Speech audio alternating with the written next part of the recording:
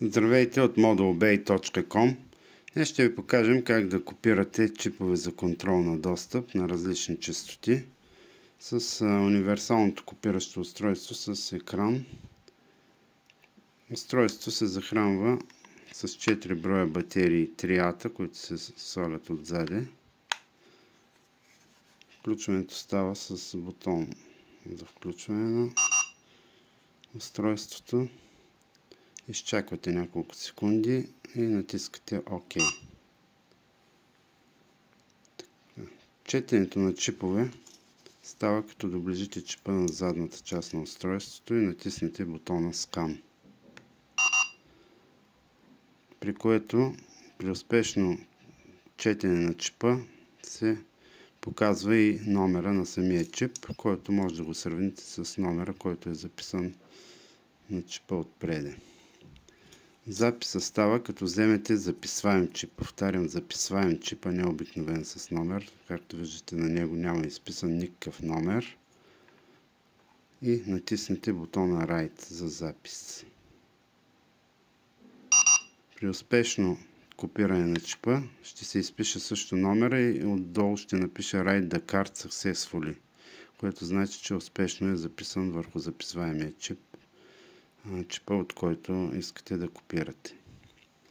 Друга интересна функция е запис на чип по номер, без да е във вас чипа. Може да запишете да копирате чип. Да речем, когато работите с някоя фирма, която има такъв чип за запис и ви продиктува просто номера, за да го копирате. Вземаме един друг произволен чип. Това е номера, който сме си записали.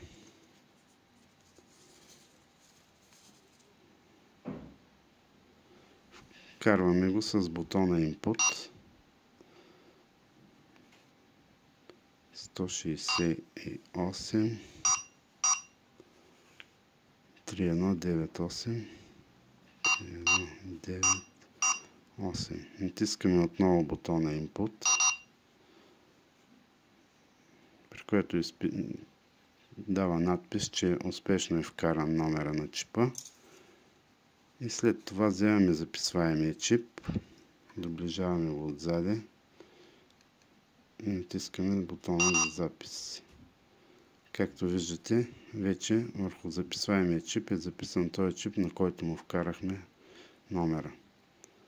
Устройството има и кабел за връзка с компютър, при което се зарежда вградена програма, която е вкарана в самото устройство за декриптиране на чипове. Трябва да отбележим, че устройството чете всякакъв вид чипове от 125 кГц до 13,5 МГц, което покрива всички съществуващи честоти. Това беше всичко от нас за днес. Приятен ден!